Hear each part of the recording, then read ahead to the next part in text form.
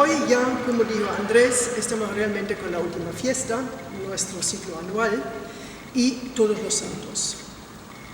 Y antes del cristianismo, el Día de los Difuntos no fue ni el 1 ni el 2 de noviembre, sino fue celebrado durante el año entero.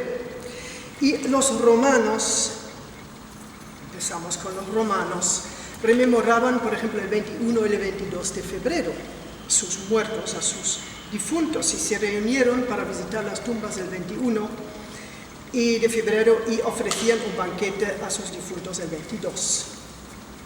Y así lo celebraban también los primeros cristianos. Aquí vemos Meleagro muerto, a la derecha su madre Altea llorando. Es un relieve romano en mármol del siglo II después de Cristo que se encuentra en el Louvre. Y Meleagro era en la mitología griega el hijo de Eneo, rey de Calidón, y de Altea, que era la hermana de Leda.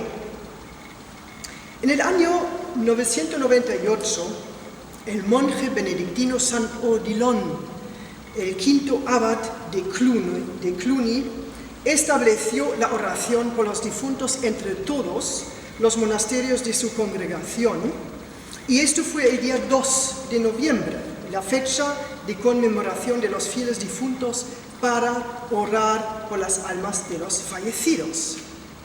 Él, en la primera fila, nació hacia 961 o 62, murió 1049 y hijo de una poderosa familia señorial de Mercœur en Auvernia, y con el apoyo del Papa extendió la orden cluniacense desde los Pirineos hasta el Rin. Y Roma generalizó esta fecha en toda la Iglesia católica a partir del siglo XIV. A partir de entonces, el 2 de noviembre es el día oficial para asistir a misa, comulgar por los difuntos y visitar los cementerios. Respecto a las iglesias católicas orientales, entre los cristianos orientales hay varios días dedicados a la oración por los difuntos. Muchos de ellos caen en sábado durante el tiempo de Cuaresma o Pascua. Y en el rito de la Iglesia Ortodoxa griega, esta fiesta se celebra en la víspera de la sexagésima o en la víspera de Pentecostés. Mientras que la Iglesia Armenia celebra la Pascua de los difuntos el día siguiente, en Pascua de Resurrección. Y en la Iglesia Serbia hay también una conmemoración de los difuntos celebrada el sábado siguiente a la fiesta de la Concepción de San Juan Bautista el 23 de septiembre. Y sabemos de los cronistas que los nativos de América Latina, antes de la conquista, tenían varios días dedicados a sus difuntos y que en cada fiesta en Perú sacaron a sus momias tratándose como vivos que participaban en el baile, en la comida y en la bebida de las fiestas.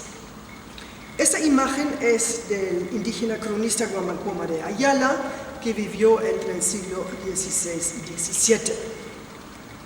Y con la llegada de los combatientes de Dios, estas ceremonias o fiestas fueron prohibidas y adaptadas al 2 de noviembre. Sin embargo, clandestinamente los indígenas seguían con sus costumbres antiguas, mezclándolas con el tiempo con los ritos católicos, lo que enriqueció, claro, visto por los ojos de un antropólogo, estas ceremonias.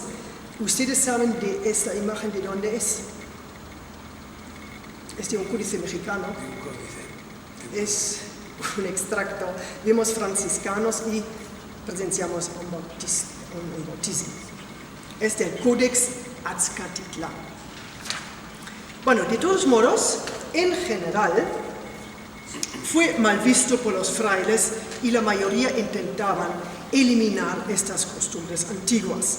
Muy pocos solamente hacían la vista gorda y algunos empezaban también a abusar estos antiguos rituales, saca provecho personal, lo que vamos a ver más adelante.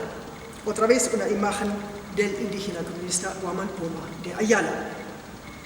Empezamos con hoy en día. El 1 de noviembre se denomina en el Perú como el Día de los Vivos. Y en las casas se coloca una mesa pequeña o grande con una o varias fotos de los difuntos y se prepara bebida y comida, las que quería él o los difuntos. Y corren rumores que siempre falta un poco de todos en los platos, lo que significa que él o los muertos han comido algo. Aquí tenemos una mesa para la publicidad, colocada el 1 de noviembre del año pasado del gobierno boliviano. La Cancillería en La Paz instaló en una sala la tradicional mesa de culto a las almas, con velas, flores, abundante comida, frutas, panes con formas humanas, llamados tantahuabas, junto a fotos de fallecidos, personas históricas, y entre ellas las de Chávez, que murió en marzo de 2012. Respecto a los panes, existe una rica variedad de panes tradicionales hechos en hornos familiares. Se puede degustar en las plazas y otros diferentes rincones de un pueblo o ciudad. Y se puede hablar de una feria panadera en las plazas o tiendas. Y tantahuaba, unos panos o bizcochos en forma de muñecos y caballos o bebé y caballos de pan. Las colocan también en sus tumbas. Y en los tiempos pasados se visitaba el cementerio el 2 de noviembre, pero como muchos trabajan en este día, se pasa ya al 1 de noviembre. O el 1 de noviembre se limpia y adorna la tumba para quedarse comiendo y viviendo con toda la familia el 2 de noviembre. Y el 2 de noviembre se denomina como el Día de los Muertos. El pequeño círculo familiar se reúne agradablemente con amigos, se mastica hojas de coca y bebe cerveza, y el resto de la cerveza se derrama sobre la tumba o el suelo con las palabras "para mi muertito". Y el 3 de noviembre es el Día de las Calaveras en Chongos Bajo. Este Día de las Calaveras surgió de una labor de equipo en el cementerio. Los huesos y las calaveras encontrados fueron enterrados de nuevo el día siguiente en un rincón del cementerio con la bendición del padre del pueblo. Y así se originó nuestro 3 de noviembre, así los habitantes de este pueblo. Y esta información coincide con la del padre Gaspar, un cura nativo que desde algunos años celebra también la misa el 3 de noviembre en el cementerio de Chongos Bajo, cuya componente más importante es la bendición de las calaveras. Pero la bendición de calaveras existía ya antes. Algunas indígenas traían sus calaveras escondidas el 2 y el 3 de noviembre a la misa con el favor de bendecirlas. Y eso era en aquel entonces un acto de muy poca importancia, no como hoy, un asunto principal. Y respecto a la misa, el 3 de noviembre en el cementerio, esta siempre existió. ¿Cuándo y cómo se reemplazó esta? Ya no se puede reconstruir exactamente, es decir, indicar un año preciso. Seguro es las calaveras fueran cada vez más numerosas y así la misa del 3 de noviembre se desarrolló como una misa de calaveras. Aquí la anciana lleva una caja de cartón en una bolsa de plástico y en esta caja se encuentra su calavera. La calavera es el guardián de la casa. Los propietarios de calaveras en Chongos Bajo explicaron unánimemente que estas cabezas son los protectores del lugar. Ellas son nuestros guardianes. Si un ladrón o una persona no invitada entran, el cráneo les tira piedrecitas, cuenta doña Pepita. Y lo mismo me contó mi abuelo, quien tenía una cabeza por encima de una mesa de la casa, confirma doña María. Es creencia, ¿no es así? Pero es así. Y Alejandra, vendedora de flores, explica de dónde vienen esas piedrecitas. Se colocan piedras pequeñas alrededor de la calavera y en cuanto entre un ladrón, ésta empieza a tirar las piedras hacia el intruso. Y doña Raquel agrega que aquel cráneo También avisa peligros y que el suyo, el cual encontró en una bolsa de plástico hace 3 años, le había revelado que es del sexo masculino y su nombre Adriano. Y las cabezas dan protección personal, explica doña Josefina. Su calavera le reveló en un sueño: mi nombre es Luis y Arte, soy policía y te voy a proteger. Y doña Aquilina, que tiene el cráneo de su madre en su casa, anuncia orgullosamente: mi madre me concede una protección muy especial. Además, como conocedora de esa tradición, añade: nosotros celebramos el rito antiquísimo de Tuyupampa, una palabra compuesta quechua. Tuyo significa hueso, huesos, y pamapay, entierro, así su traducción. Cada calavera tiene su ofrenda, que consiste en frutas, panes de diferentes tamaños, velas, etc. Pero en el pueblo también hay habitantes que no poseen una calavera. Uno de ellos es doña Luisa, vendedora de velas en la plaza de armas. Yo enciendo para mi hija, que está estudiando en Huancayo, cada semana una vela bajo el Canicruz. Esto la trae suerte. Canicruz es un monumento muy especial en Chongos Bajo. Respecto al origen de estas calaveras, se trata mayormente de un objeto heredado de la familia o de parientes. Pero algunos pobladores hablan también de un objeto hallado por casualidad, como por ejemplo doña Raquel, lo que les permite participar también en esa misa del 3 de noviembre con su propia calavera, desde hace algunos años. La pregunta: ¿qué es más importante? ¿La participación en la misa del 3 de noviembre o tener un guardián en la casa? No llegué a contestarla. Y padre Gaspar tenía toda la razón diciendo que las calaveras traen solamente el sexo femenino, en su mayoría las campesinas, las cholitas, las indígenas y sobre todo las ancianas. Pero también aparecen familias enteras con su calavera o mujeres más jóvenes, sin traje indígena. Y la explicación del padre Gaspar es: porque los hombres tienen vergüenza. Ellos llevan solamente las botellas de cerveza al cementerio. Y según él, había en este año menos gente con sus calaveras que en el año pasado. Pero un policía del pueblo tenía la opinión opuesta. Él dijo que en este año había muchas personas más que en el año pasado. Sea como fuese, aquel Día de las Calaveras, el 3 de noviembre, se ha desarrollado en una institución muy importante en Chongos Bajo dentro del ciclo de Todos los Santos. El culto al muerto a través de los siglos. Y como siempre, empezamos con nuestro cronista indígena, Huamancoma de Ayala, que en texto e imagen nos representa la ceremonia de rememorar a los difuntos.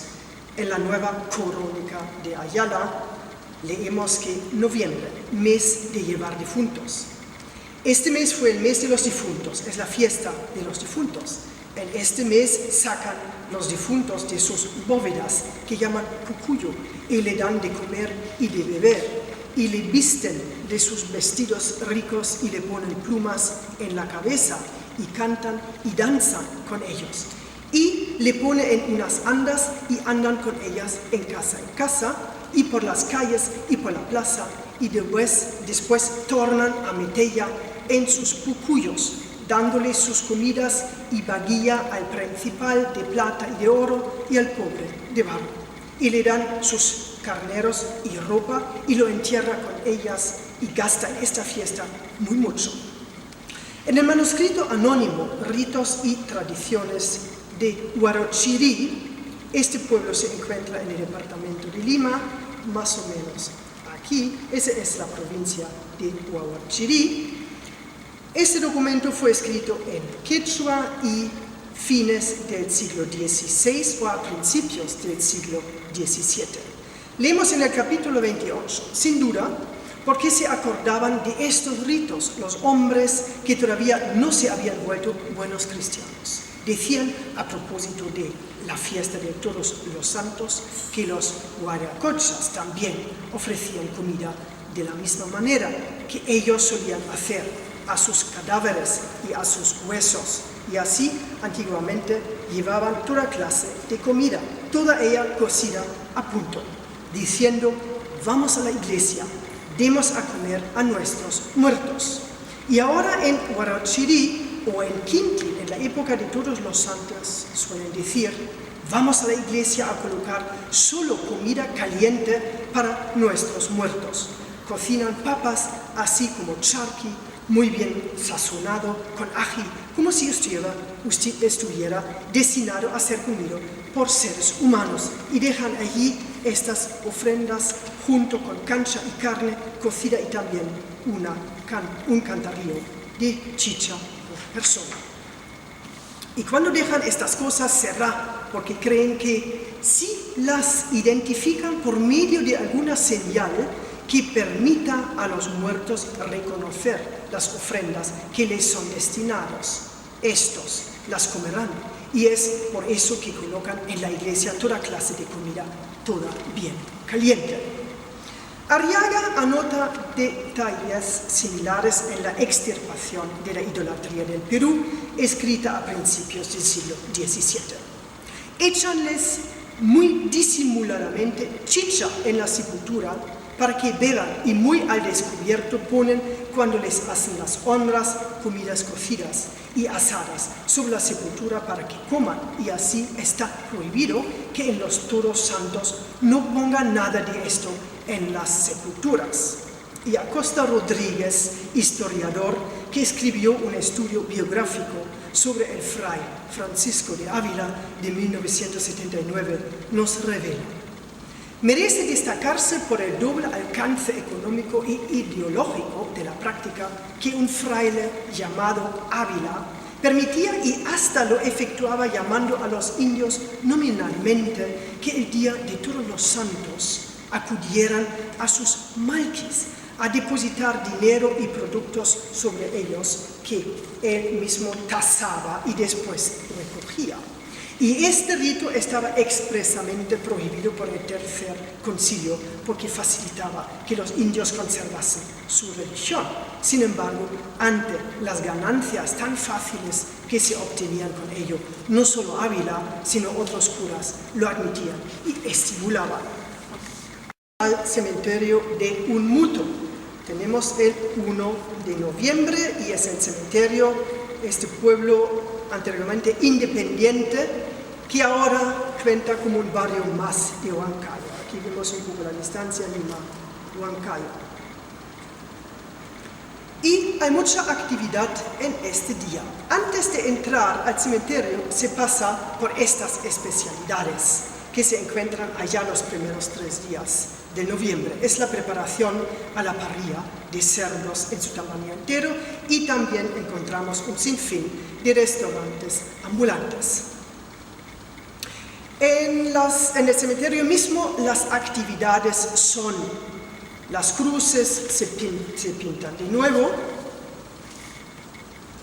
se rastría la tierra y planta flores, y por supuesto los miembros delgados hacen el trabajo o se alquila a un joven para decorar las tumbas, y después la familia entera se dedica a comer. Además, como se necesita escaleras para los nichos superiores, se las alquila, y también se alquila orquestas pequeñas que tocan serenatas al difunto que él quería durante su vida. Ahora vamos a San Jerónimo y seguimos con el 1 de noviembre. Este cementerio se encuentra en la carretera a la ciudad de Huancayo y se utiliza para la gente pobre, a los que se entierra solamente en la tierra. Y en este día había un cortejo fúnebre.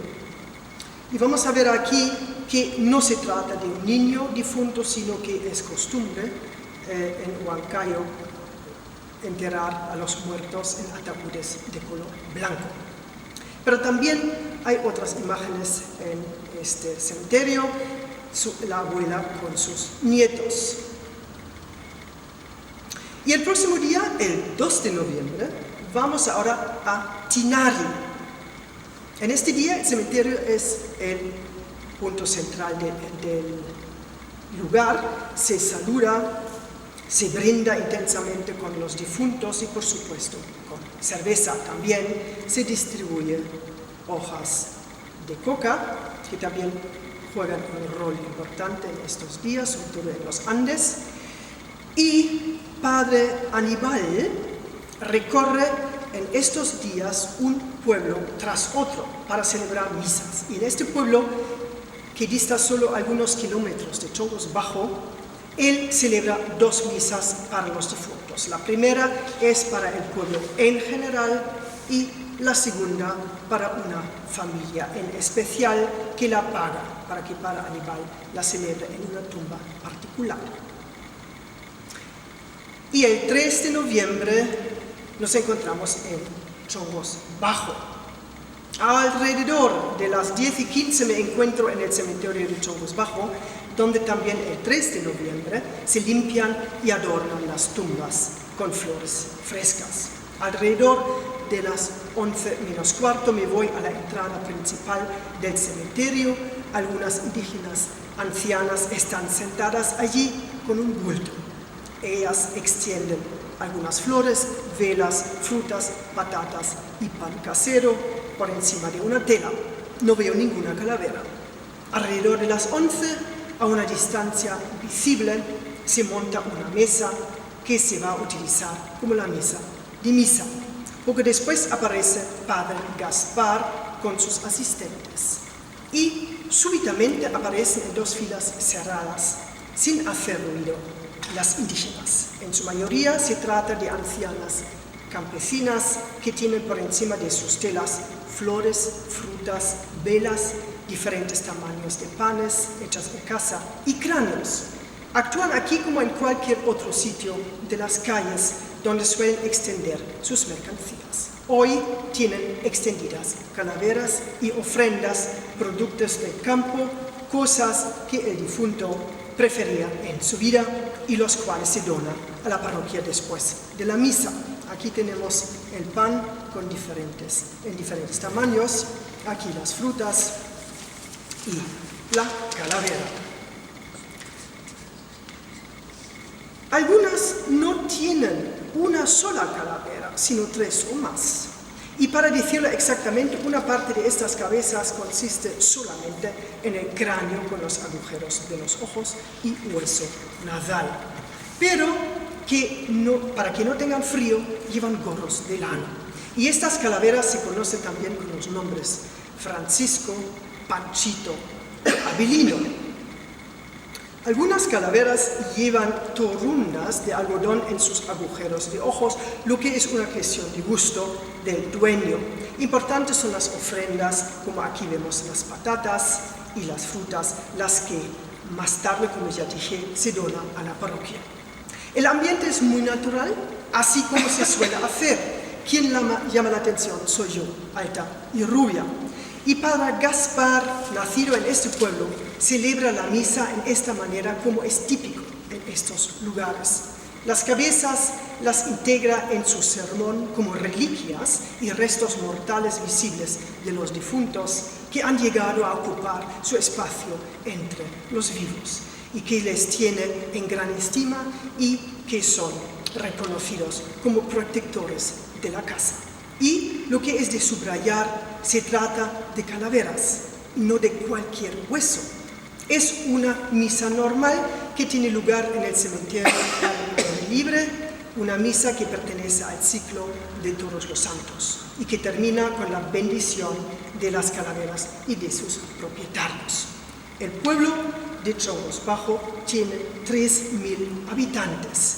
No se puede rastrear a través de la misa en qué medida cada uno o casi cada habitante o cada familia dispone de un cráneo. El número de los participantes está entre 50 y 70 personas, de los cuales son 85% cholitas. ancianas, campesinas, con su colección de cabezas. Es seguro desde los últimos 5 o 6 años que esta misa ha ganado en popularidad. Tan rápido como todo empezó, tan lento todo terminó. Fotógrafos de diferentes periódicos están presentes, hacen fotos y entrevistan sobre todo con las ancianas. Y a mí me piden las chulitas, sácame una foto, pues ellos saben que yo voy a publicar en Europa.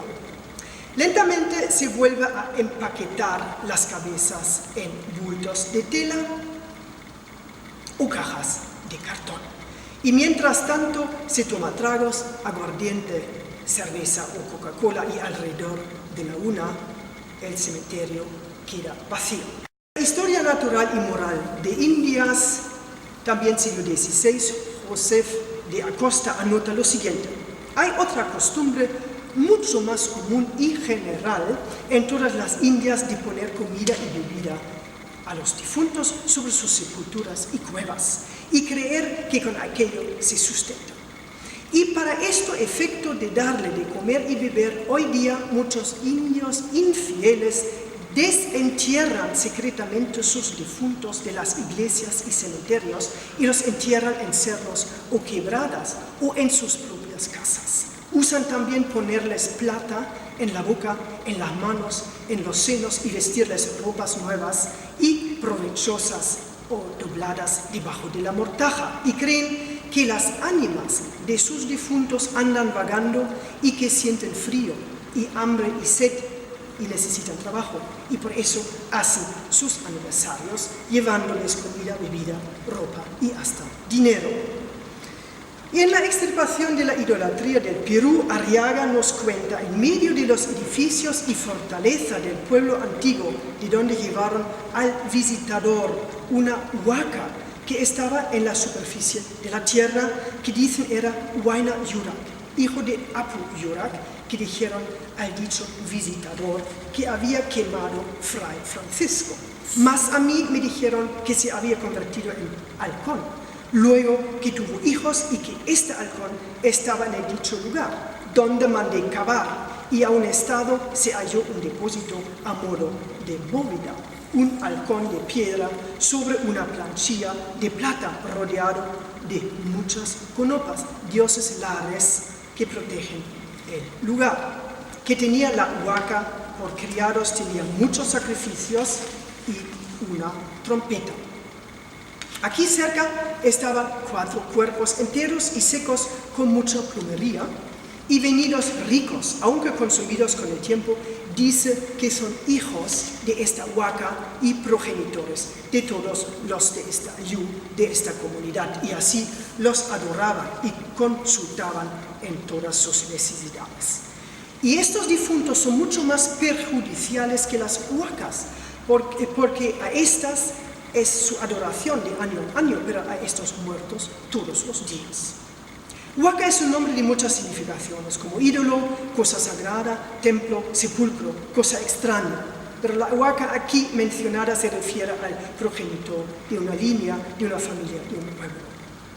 Una legua del pueblo camino de Cayacay se sacó la huaca Kenakvilca, que era un finísimo ídolo de piedra rodeado de mucha plata menuda y conchas de mar, al hijo de este llamado Huayna Kenak quemó el visitador. En casa de los padres de un indio principal tenían escondidos unos cabellos de un gran idólatra bisabuelo, de quien los descubrió, respetaban y adoraban los cabellos y la memoria de este indio cuyo cuerpo quemó el sobredicho Fray Francisco, porque le habían respetado mucho en vida por ser consultor del Inga.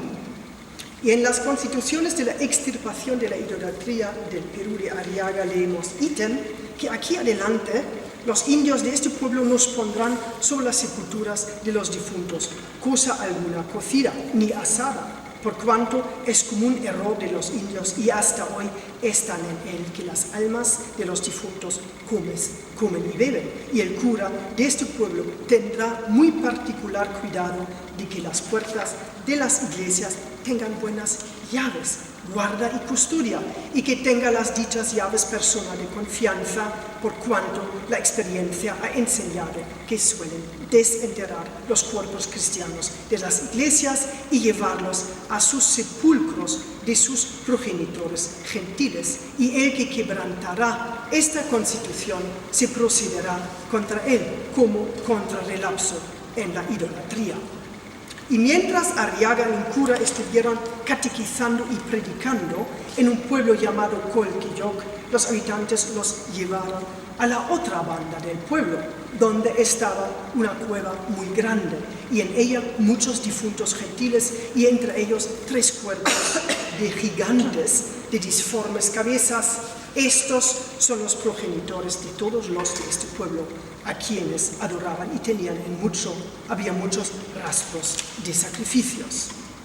En la cosmovisión religiosa andina, Mario Poglia Meconi nos informa: en el Perú prehispánico, la momia garantizaba la presencia del espíritu del ancestro dentro de la vida diaria de sus descendientes, asegurando el control de 3 funciones esenciales: los ciclos vegetales, la reproducción del linaje, la continuidad de la identidad cultural. El malqui significa momia o hueso que adoraban los antiguos peruanos, no era solamente un espíritu hambriento y sediento, una larva potencialmente peligrosa si se descuidaban las dichas ofertas. Era en primer lugar el símbolo tangible de la identidad física y cultural de la familia y del clan. Las momias de los principales ancestros participaban a las fiestas colectivas de la liturgia anual. Eran llevadas en andas por las cementeras, eran consultadas por los sacerdotes en momentos de necesidad. Su misma presencia en el espacio vital de la colectividad y las fiestas que se celebraban alrededor de sus momias culturizaban la muerte, permitían el control ritual de lo incontrolable, consolidando al mismo tiempo la unidad del clan. En los tiempos prehispánicos y colonial, el culto al muerto por parte de los indígenas tenía lugar el año entero. No había días especiales, sino que se trataba de un culto permanente, puesto que los cuerpos o huesos cumplían su rol diariamente al lado de los vivos. Con la introducción del Día de Todos los Santos en vida del indígena se intentó organizar y fijar estos servicios a los muertos a un lapso de tiempo determinado y eliminar sus prácticas idolátricas. A través de las crónicas y otros documentos históricos sobre ritos y supersticiones nos enteramos de que el indígena tenía la idea, y obviamente sigue teniéndola hasta hoy, que los muertos andan vagas y solitarias por este mundo. Y por eso necesitan bebida, comida, ropa y dinero, lo que se manifiesta todavía en los primeros 2 días de noviembre del siglo XXI. Y tener a su lado un hueso o una momia accesible para utilizarlos como consultor y llevarlos en las fiestas tampoco se perdió con los tiempos coloniales. Sin duda, la calavera sustituye estos objetos hoy en día. También tiene su identidad. Es de un miembro de la familia o de parientes, y en caso de que no fuera así, hablamos de las calaveras encontradas por casualidad. Estas también tienen su identidad. Los cráneos mismos se identifican y a través de los sueños dicen quiénes son y revelan su nombre hasta su profesión, según doña Raquel y doña Josefina. Y aunque fuera inventado todo eso, lo importante es que no se trate de simples huesos, sino que cada cual recuerda que era un ser vivo que sigue teniendo una personalidad y también una función, puesto que la población de Chongos Bajo unánimemente dicen que son protectores, guardianes y de la casa e incluso de personas. Además, la calavera es un objeto visible. Los dueños no la esconden si no la tienen en una vitrina, por encima de una mesa o en un rincón accesible el año entero, lo que significa se trata de una convivencia diaria. Es un fragmento de tiempos y de recuerdos pasados, que también culturiza la muerte utilizando la palabra y la idea de Polya Mekoni. Es el símbolo tangible de la identidad física y cultural de la familia y del clan. Me refiero ahora a las calaveras que tienen el estatus de una auténtica reliquia familiar y no a una encontrada por casualidad, lo que representa una forma moderna de seguir con o revivir una tradición antigua y expresa el deseo de querer formar parte de. Comparando el pasado con la actualidad, tenemos que constatar que en realidad no se ha cambiado nada respecto a la manera de pensar sobre la muerte y los difuntos, ya que se sigue dándoles a comer y beber y vivir junto con fragmentos de restos mortales de familiares. Muchísimas gracias.